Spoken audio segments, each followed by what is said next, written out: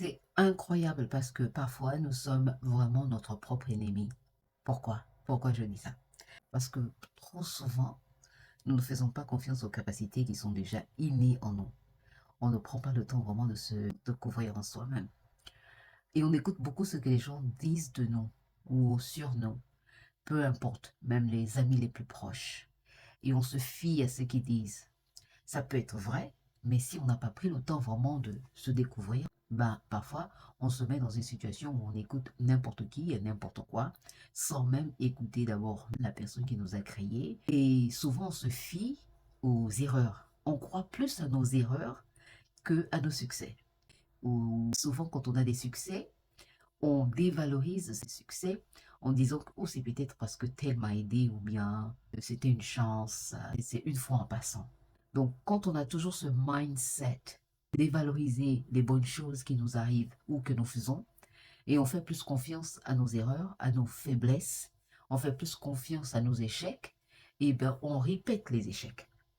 On répète les mêmes choses qui nous font mal. On répète les mêmes absurdités. Il faut vraiment qu'on se rende compte que personne n'a tout. On a tous besoin des uns des autres. Donc ça veut dire que quelqu'un a besoin de toi ou quelqu'un a besoin de moi et moi j'ai besoin de quelqu'un d'autre. Pas dans le sens où que je vis seulement pour cette personne. Non, c'est parce que j'ai quelque chose à apprendre de cette personne et une autre personne a quelque chose à apprendre de moi. Donc, si quelqu'un d'autre peut apprendre quelque chose de toi, ça veut dire que tu as de la valeur. Ça veut dire que tu apportes quelque chose sur la table. Ça veut dire que ton existence n'est pas un hasard. Donc, vraiment, focalisons-nous cette année à découvrir vraiment qui nous sommes.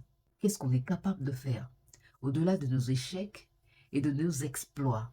Parce que les exploits et les échecs sont sérieusement éphémères. Un vient, un autre part. Mais qu'est-ce qu'on peut faire de plus? Qu'est-ce qu'on peut vraiment accomplir de plus? Je pense que c'est ce que la vie veut que nous découvrions.